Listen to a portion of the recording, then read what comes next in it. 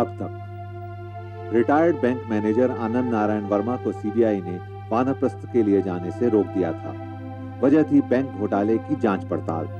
विडंबना यही थी कि इस घोटाले का खलनायक था उनका सबसे बड़ा बेटा अजय, जिसे उन्होंने बरसों पहले घर से तो निकाल दिया था, परंतु अपनी पत्नी सुमित्रा के दिल से न निकाल पाए थे।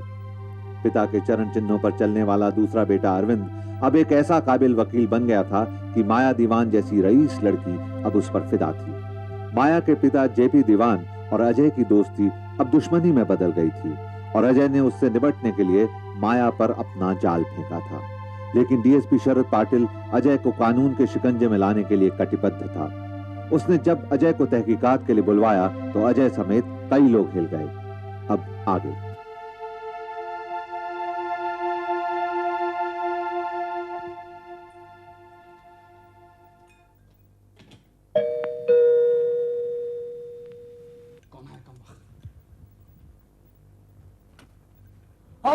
माया जी आप जय नसीब जय किस्मत, व्हाट अ सरप्राइज। आइए। किसी के भी घर पहली बार जाना हो तो उसे सरप्राइज जरूर देना चाहिए, ये मेरा मानना है। बड़े खुशकिस्मत होते होंगे वो लोग जिन्हें आप सरप्राइज देती हैं, और आज से हमारा शुमार भी उन्हीं खुशकिस्मतों में हो गया है। आपको मेरा आना अच्छा लगा तो बस यही सही। आपका घर तो बहुत खूबसूरत है। आप चाहें तो इसे और भी खूबसूरत बना सकते। कोशिश करूंगी। ओह वाह,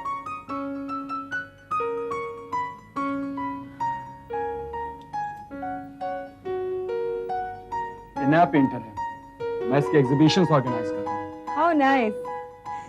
मैं यहाँ से गुजर रही थी कि आपका बंगला देखा, सोचा कि घर लौटते हुए कुछ बिजनेस ही करती चलूं। वैसे भी आपने उस दिन कहा था घर आने के लिए। Always welcome. आप क्या लेंगी? Soft drink please. मैं लेकर आऊँ। आप please don't bother, I will help my self. इस बहाने आपका घर देख लूंगी। Go ahead, the house is all yours, kitchen is that way. Thank you.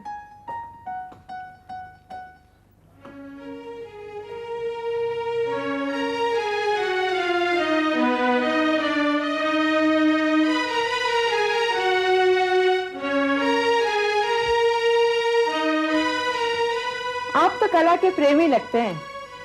आपके बेडरूम का हुसैन तो बहुत ही खूबसूरत है। अजी हम तो कला के पुजारी हैं, जो चीज अच्छी लगती है उसे हासिल करके रहते हैं।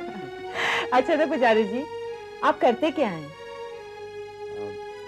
I mean, आप काम क्या करते हैं?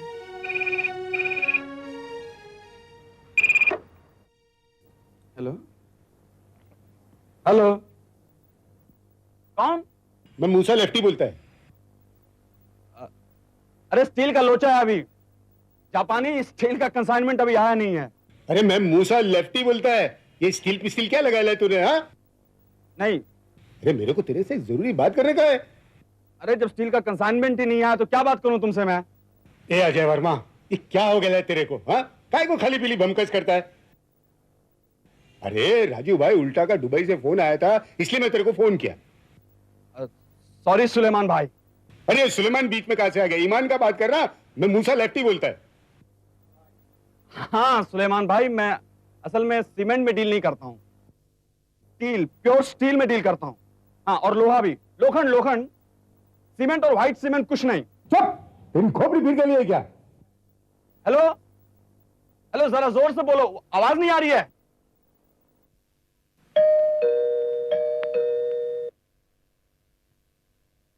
हेलो, अरे जरा जोर से बोलो ना यार, कुछ सुनाई नहीं दे रहा है। अच्छा ऐसा करो, ऑफिस में बात करना मुझसे। साला मेरी गोटी मेरे पे छूट कर रहा है। जरूर कुछ लफड़ा है।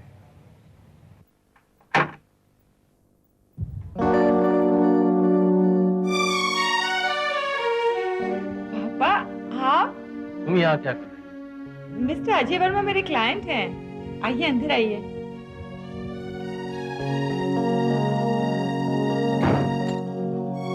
दीवान साहब आइए आइए। आप एक दूसरे को जानते हैं? आप भी एक दूसरे को जानते हैं? ये तो मेरे पापा हैं, mister JP Diwan. What a fantastic coincidence. Diwan साहब, अगर माया जी आपकी बेटी है तो आप बहुत भाग्यशाली। शी इज वेरी क्रिएटिव, कला की बहुत समझ है। लेकिन तुम कला के पुजारी कब से बन गए? जब से माया जी से मिला हूं।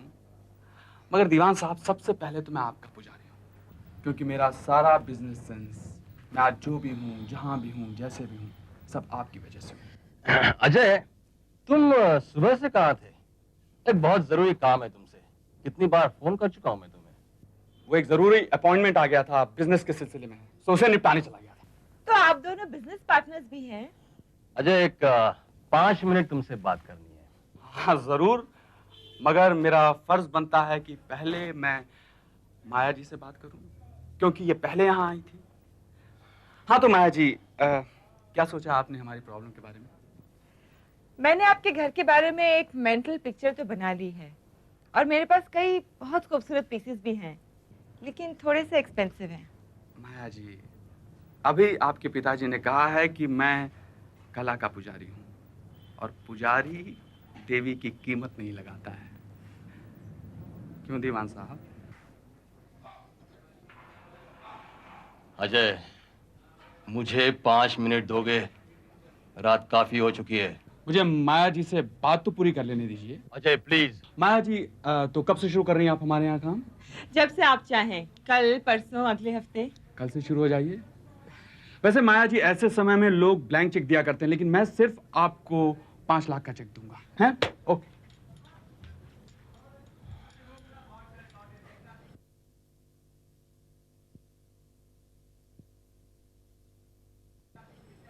भूल जाओ उसके काम को माया। फिलहाल मुझे अपना काम करने दो। पर पापा, मैं तो माया, ये थैंक यू, मैं कल से आपका काम शुरू कर देती हूँ। बिल्कुल। अजय, 1 मिनट आओ।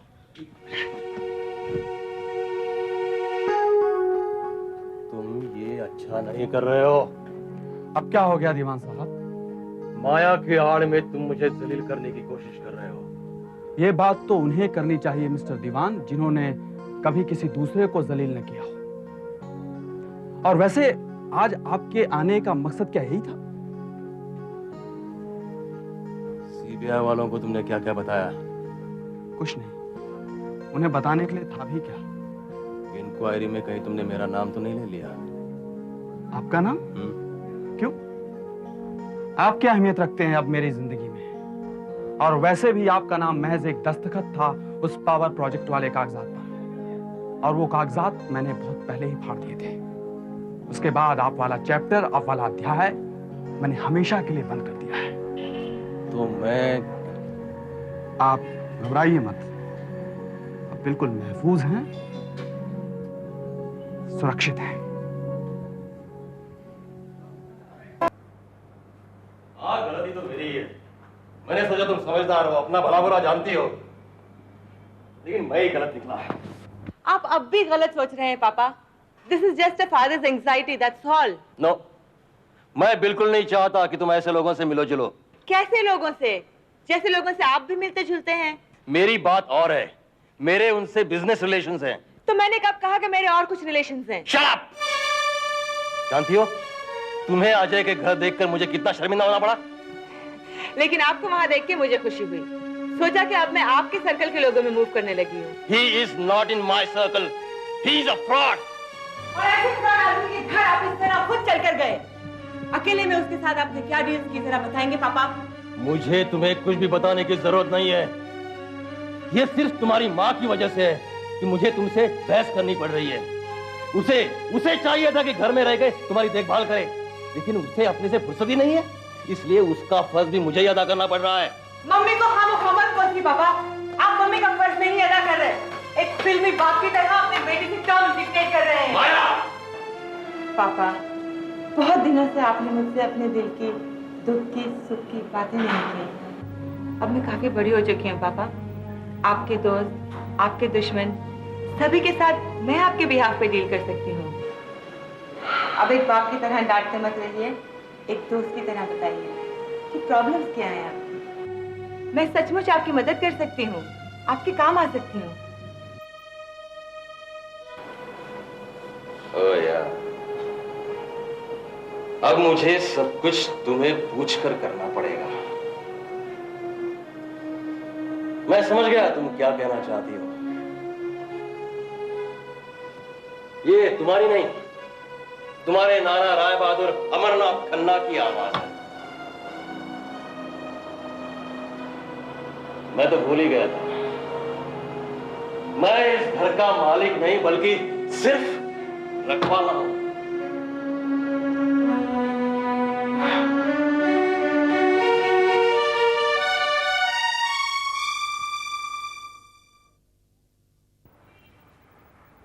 चाय बनाना।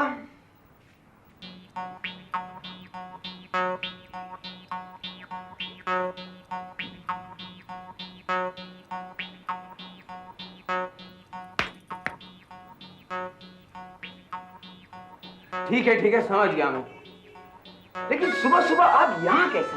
बेटा, बाप का राज है ना, इसलिए इतनी चैन की नींद सो रहे हो।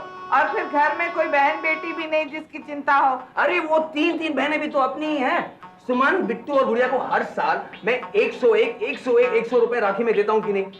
बस 101 रुपए दे के तेरी जिम्मेदारी पूरी हो गई। उनकी कभी खैर खबर ली, कभी शादी ब्याह का सोचा? बुआ जी, आपके रहते क्या जरूरत है किसी को सोचने की? और हमने तो इस घर की जिम्मेदारी भी आप ही को सौंप रखी है। क्यों अरविंद भैया? चलो जी। भाई 30 रुपए कहाँ? टोक दिया ना। सुमन के लिए लड़का देखने जाना है। और 30 रुपए कौन सा लड़का देखने जा रहे हैं आप? है कोई लड़का तुमसे मतलब? और वो सुबह ही मिलते हैं। फिर उसे और काम काज भी तो है, कोई बेकार थोड़े ही है। अरे तो छुट्टी के दिन चली जाती, संडे को मिलाती आराम से। उन्होंने बृहस्पतिवार को ही बुलाया। माँ, आप लोगों को देखकर लगता नहीं कि आपने चाय वाय पी होगी, फिर बुआ जी ताना ना दें। बेटा, हम आ जाए ना तो खूब खातिर करना जी भर के, हम भी तो देखें तुम्हारा दिल। अरे भैया चलिए, आपका हाथ का गर्मा गर्म अदरक वाली चाय हो जाए। अभी बेटे कम से कम चाय बनाना तो सीख। This is high time. नहीं तो शादी के बाद तेरी बीवी हमें ताना देगी कि मायके वालों ने चाय बनाना तक नहीं सिखाया। अरे भाई, ये सवेरे सवेरे नंद भावच की जोड़ी कहाँ जा रही है? और वो भी इतनी तेजी से रिक्शे में बैठकर चले गए कि मेरी तरफ मुड़कर भी नहीं देखा उन्होंने। सुमन के लड़का देखने गए। क्या इतने सवेरे सवेरे लड़का देखने? इस दयावती के उतावलेपन की आदत कभी जाएगी नहीं। पता है तुम्हें, जब हम लोग छोटे थे, इतने बड़े बड़े गांव में, और कभी रात को आंधी आ जाती थी तो इसको रात भर नींद ही नहीं आती। क्यों, डर जाती थी क्या? पागल, डरेगी और तेरी बुआ। अरे वो तो इसलिए नहीं सोती थी कि रात को जो आंधी की वजह से जामुन गिरते थे ना, वो कोई दूसरा ना चुन ले जाए, इसीलिए सवेरे सवेरे उठकर जामुन बटोरने चली जाती थी। बिल्कुल ऐसी दौड़ती दौड़ती आज भी गई हैं। शायद किसी बाग में लड़के टपक रहे होंगे। मगर रात को कोई आंधी तो आई नहीं।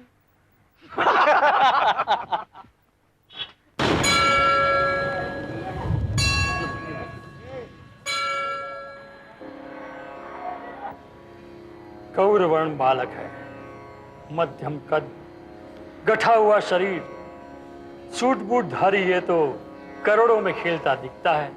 माता, रुपए पैसे की तो कोई कमी नहीं, शरीर को कोई कष्ट नहीं, केवल मन का ही संताप है। सारी माया तो मन की ही है बाबा। सुख भी मन का, दुख भी मन का। और माँ का दिल तो अलग ही होता है। कैसे मिलन होगा भी कि नहीं? क्या ये यूं ही पुत्र वियोग में प्राण त्याग देगी? व्यवधान तो बहुत है, मगर उपाय से सब मिट जाएंगे।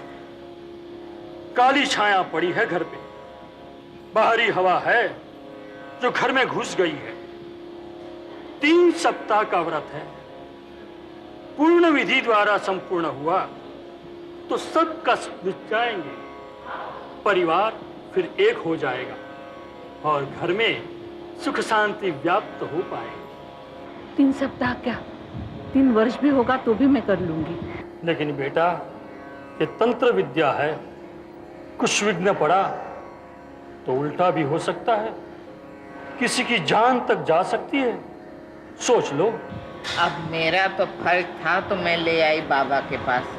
अब जो भी व्रत जाप लेना है सोच समझ के लेना, करना तो तुझे ही है। इस मरी काली छाया को भी अपना ही घर मिला सारी दुनिया छोड़कर।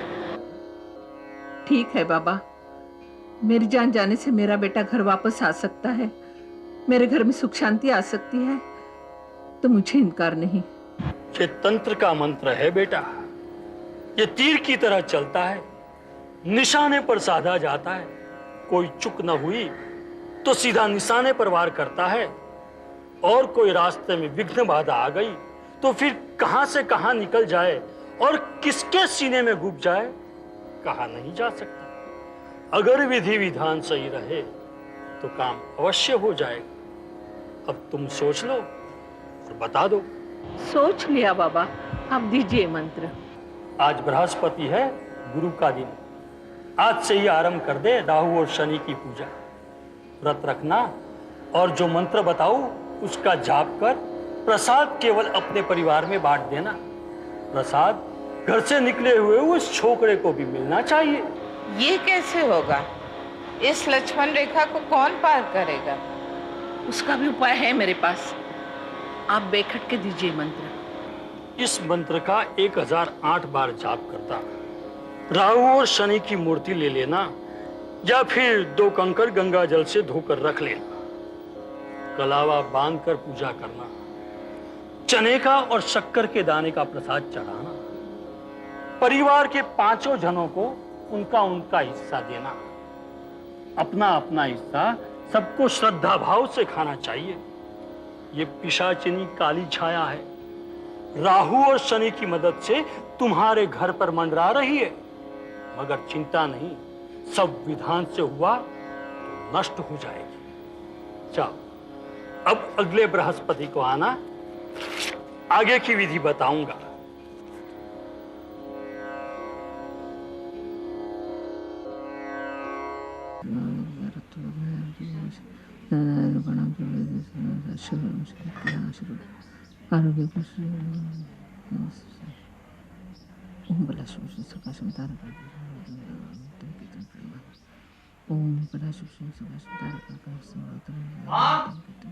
माँ बहुत भूख लगी है। बेटा सहन करना सीख, तेरी माँ पूजा कर रही है। पूजा किस लिए? ग्रह शांति के लिए। वो तेरी बुआ ले गई थी ना माँ को, हाँ, लड़का देखने के लिए। लौटते समय किसी स्वामी वामी से मिला के लाई है। स्वामी? और स्वामी जी ने कहा है कि तुम लोगों की उन्नति के लिए, इस घर की शांति के लिए पूजा करनी होगी, और 3 हफ्ते तक चलेगा ये तब। 3 हफ्ते? तब माँ करेगी और तब ना हमें पड़ेगा। तपने के बाद ही तो सफलता मिलती है। ओहो, चलिए चाय का इंतजाम तो हो गया। हेलो हेलो, अच्छा ठीक है, चाय मत बनाइएगा, लेकिन जरा मुस्कुराइए तो सही, यहाँ वैसी बड़ी टेंशन है। क्यों, क्या हो गया? माँ घर की शांति के लिए पूजा कर रही है, आज खाना नहीं बनेगा। इस घर में एक तू खामोश है ना तो सब शांति ही शांति, समझ गए? लो प्रसाद लो, स्वच्छ मन से खाना।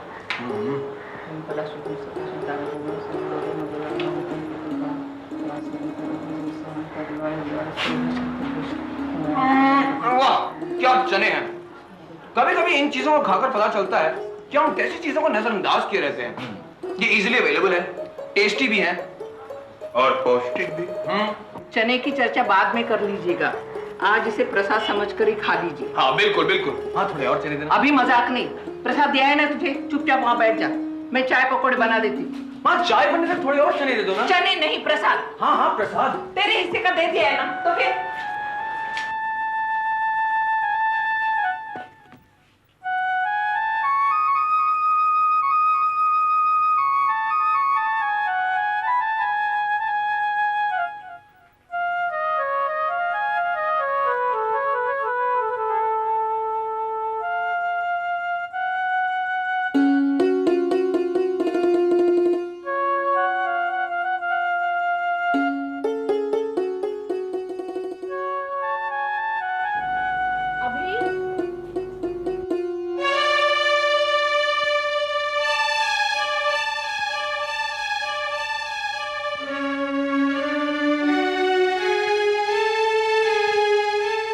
ये तंत्र विद्या है, कुछ विघ्न पड़ा तो किसी की जान तक जा सकती है।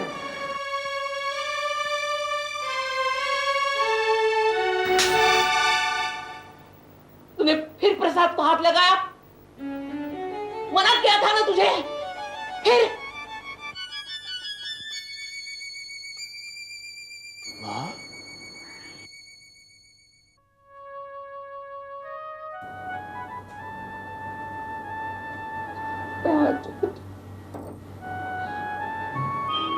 पूजा नहीं,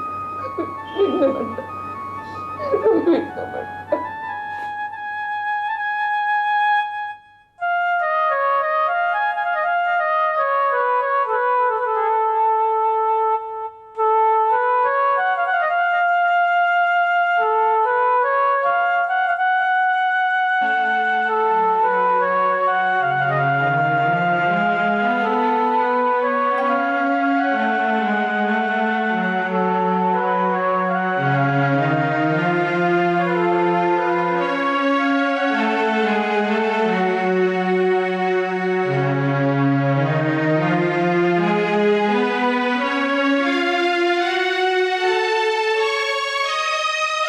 This program is brought to you by